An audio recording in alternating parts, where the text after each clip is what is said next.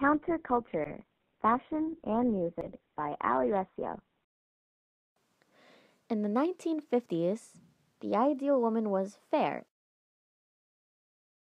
and thin with a small waist. They would often cut their hair short, and women wore very women-like clothing, such as dresses, which were only acceptable length if they were below the knee. Men were ideally fit and athletically built with short and neat hair, but most importantly, people were expected to appear well put together. The Vietnam War began to officially take an impact on the United States in the year 1959.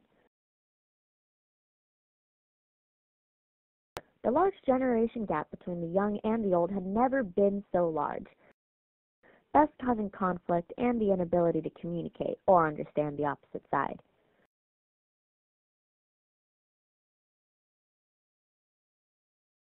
Youth rebellion began, and with it came protest. The youth's goals began as civil rights, but when the Vietnam War started, the goals began to change into goals of peace and anti-war.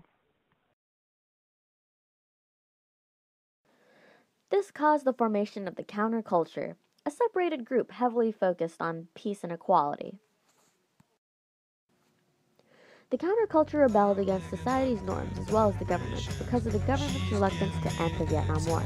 They either wore very revealing clothing or very loose-fitting clothing, but a common theme for their appearance was comfortable and entirely unique to the individual. Women were able to wear whatever they wished, whether it be long flowing dresses, loose jeans and a shirt, new creations such as the miniskirt or the crop top, or even completely naked to entirely be all natural.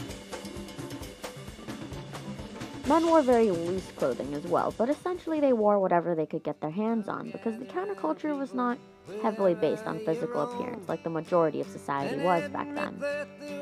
Both men and women alike grew their hair out, both to rebel against the expectations of being neat, as well as to close the gap between men and women, and in a way level the playing field.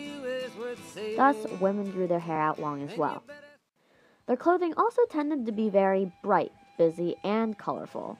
This is most likely due to the fact that the counterculture was heavily drug-based, and the bright colors caused a euphoric rush, eliciting the illusion of happiness.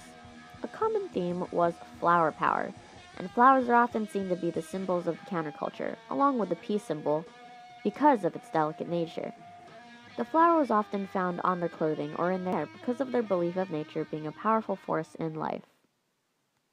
Along with this new culture, or albeit brief way of life, came new ways of expression, mainly through music. One would not be able to say the year 1960s without thinking of the Beatles, Jimi Hendrix, the Beach Boys, Santana, or Bob Dylan. Their music consisted of lyrics that spoke of peace and the negatives of war, while the instrumental pieces consisted of long chords